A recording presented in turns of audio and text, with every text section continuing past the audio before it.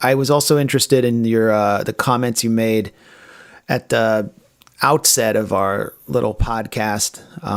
You mentioned something about Syria and the kind of deleterious and destructive effects that the Syria debate has had on Palestine organizing. I mean, do you really feel like it's been harder to organize around Palestine? I mean, it's something you've been doing much longer than I have, and I feel like you would sense this more acutely than even I or Ben would. But I could speaking for myself, absolutely. I feel like Syria has been used to suppress and marginalize people who've stood openly against regime change, and I know Ben would probably agree.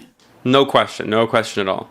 Well, it's also been used to suppress and marginalize people who have just, not taken the position that, these trolls that you talked about in a previous episode wanted them to take. So, my point is, what I'm reacting to is the recent episodes you've done and earlier episodes on the debate about Syria, I think opened up a really important discussion, and I think one that people have been very afraid and reluctant to have. And I know a lot of people have listened to those episodes of Moderate Rebels with a great sense of relief that someone is having this discussion.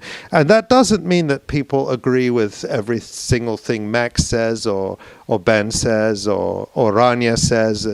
She's been on a couple of episodes. But that this discussion has to happen, and that what it led me to reflect on is how for years and years and years we were attacked. I mean, our publication, The Electronic Intifada, was relentlessly smeared and targeted in bad faith. I would be reading things all the time online or on Twitter saying, the Electronic Intifada stands against the Syrian people. The Electronic Intifada supports Assad. And you would say time and again, well, show me an article that you object to. And they never could. They never could. And it was never about our coverage. And the attacks were relentless. They were intense. I would say they were more vicious than anything I'd seen, even from Zionist trolls at times.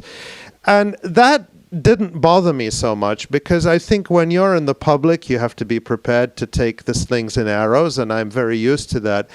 I think what did trouble me and what depressed me was that here we were, one of the few publications that focuses on Palestine, founded 16 years ago, which is like a century in internet time, when like a lot of our readers were in grade school. We were founded, and working to bring out voices. The work I'm most proud of is the work that our reporters do in Gaza, who have nothing to do with this. They're not taking positions on Syria or saying anything, but the outlet for their work, the publication that supports their work, was being smeared and attacked entirely unjustly. But of course the attack on us was part of a much bigger attack on the Palestine Solidarity Movement, and we saw this in SJPs across the country, Students for Justice in Palestine groups, where many groups were split by this or dissolved by this.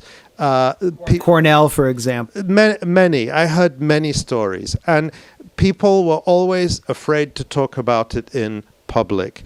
And after a few years, there was a period when I did talk about this on Twitter, and people approached me privately, a couple of people, who said, I took part in this and I'm really, really sorry. And whereas I appreciated their apologies or their regrets or whatever you want to call it, they never came out and did it publicly, because they were aware of the price they would pay in vilification for taking a position that was contrary to the one that these trolls wanted them to take.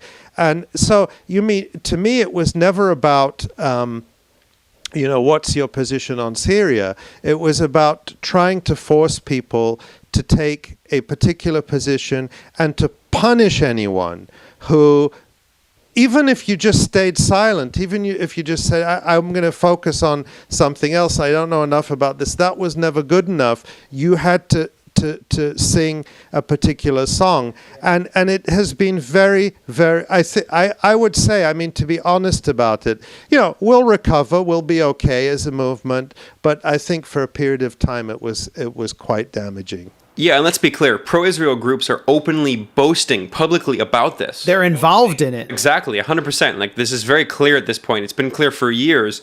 And you can just look at some of the reports that some of these groups release. Right now I'm looking at the Israel on Campus Coalition's 2016 to 2017 report.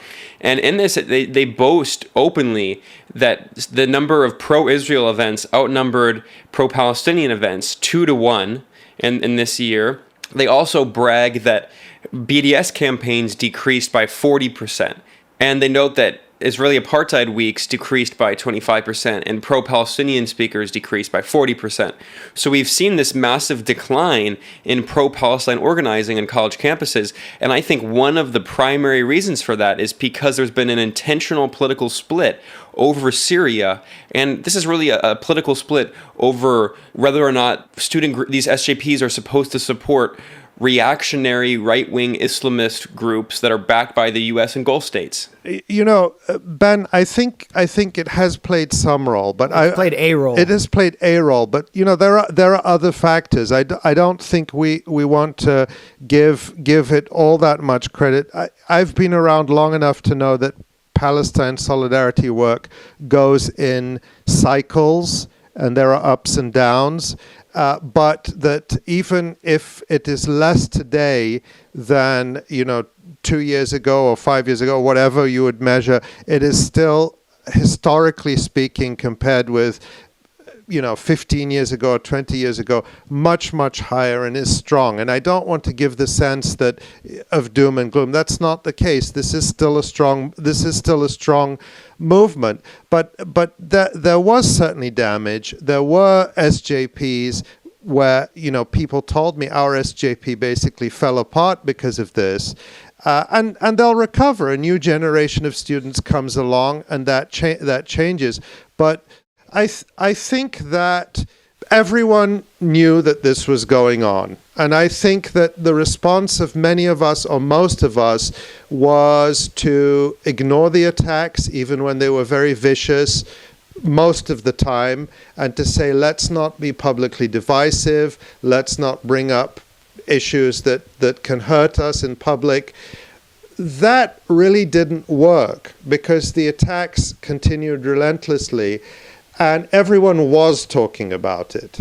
And I just wanted to say that, this might be the only time I say these things. I don't intend to dwell on this topic a lot, but I think it was important to acknowledge it and to acknowledge that this discussion, I think the discussion had to happen in the sense that people had to feel that they weren't the only ones going through this bullying and this effort to silence and to really use the issue of Syria to attack and divide the Palestine solidarity movement. And I think healing that movement and getting past this, stopping to acknowledge that is an important point on the way. Well, what's it going to take? I mean, I get asked, when I'm out there doing screenings of Killing Gaza with Dan Cohen,